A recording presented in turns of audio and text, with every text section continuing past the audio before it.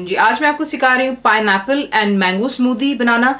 आपके लिए काफी ड्रिंक्स लेके आ रही हूँ मैं इंशाल्लाह। वजह ये है मौसम चेंज हो रहा है, आपको पता है गर्मियों में बच्चे जो है बाहर खेलते हैं और उन्हें इन चीज़ों की ज़रूरत होती है, तो फ्रूट्स होने चाहिए, फ्रेश सब्जियों का। तो ये है कि उनके लिए जूसेस और शेक्स और स्मूदी ज़रूरी होती हैं। चीज़ें आपको दिखा देते हैं स्मूदी बनाने के बहुत से तरीके हैं। दूध में बनाएं, कोकोनट के मिल्क में बनाएं, सिर्फ फ्रूट के साथ बना लें, दही का इस्तेमाल कर लें, योगर्ट का। So there is a lot of varieties.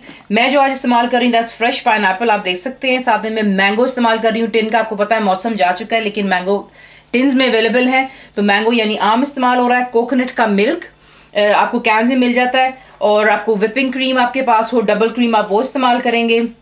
Honey का इस्तेमाल कर रही हूँ, शुगर का नहीं। अगर आप हनी नहीं पसंद करते हैं बेशक शुगर इस्तेमाल कर सकते हैं थोड़ी सी स्वीटनेस के लिए, लेकिन हमारे घर में स्मूदीज में ही होता है कि ज़्यादा हनी का जायका पसंद करते हैं बिकॉज इट्स नेचुरल प्लस अच्छा मीठा जायका देता है। केला हम इस्तेमाल कर रहे हैं, बनाना राइप चाहिए, इसलिए आप देख रहे हैं इसका कलर थोड़ा सा अच्छा सॉफ्ट होना चाहिए, कच्चा केला ना हो।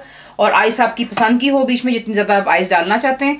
तो आपको दिखाते हैं देखने के जो पाइनएप्पल है उसका मैंने पहले छिलका उतार दिया, बीच में से एक हार्ड कोर होती है वो आपने काट देनी है, और इजिली जो है ये चॉप हो जाता है। देख लें कितना थोड़ा होगा क्योंकि ये एक मीडियम साइज का था।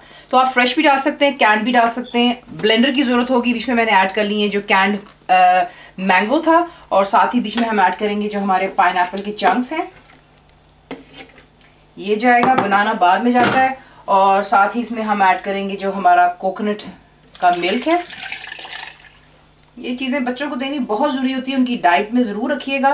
कोकोनट का जो मिल्क होता है, कोकोनट फ्रेश भी ज़रूर खाइए, बहुत अच्छा होता है। गर्मियों में इसकी तासीर जो होती है ठंडी होती है, तो इन चीज़ों का इस्तेमाल ज़रूर रखना चाहिए। साथ ही जा रही बीच में हमारी क्रीम, और इन तमाम चीज़ों को डाल लेते हैं और अच्छी तरह आप इसको ब्लेंड करेंगे, जबकि तमाम चीज़ें जो है जितने भी चंक्स हैं बिल्कुल जो है प्यूरी बन जाना चाहिए। तो इसको अच्छी तरह जो है अब हम लोग ग्राइंड कर लेते हैं। यहाँ पे इसको हमने कर लिया है अच्छी तरह जो है ब्लेंड कर लिया हुआ है। आपको टेक्सचर जो है बहुत थिक होगा यहाँ पर।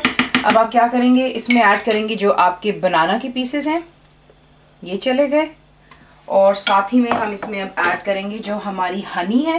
देखिए अगर आपको मीठा कम लगता है तो हनी ज़्यादा डाल लें, क्योंकि जो मैंने आपको फुल रेसिपी दी होगी उसके मुताबिक आपको लगता है कि आपके लिए मीठा कम है, please by all means add more honey in the, sugar, brown sugar, जो आपको पसंद है अपने फ्लेवर के मुताबिक, लेकिन आई प्रेफर हनी।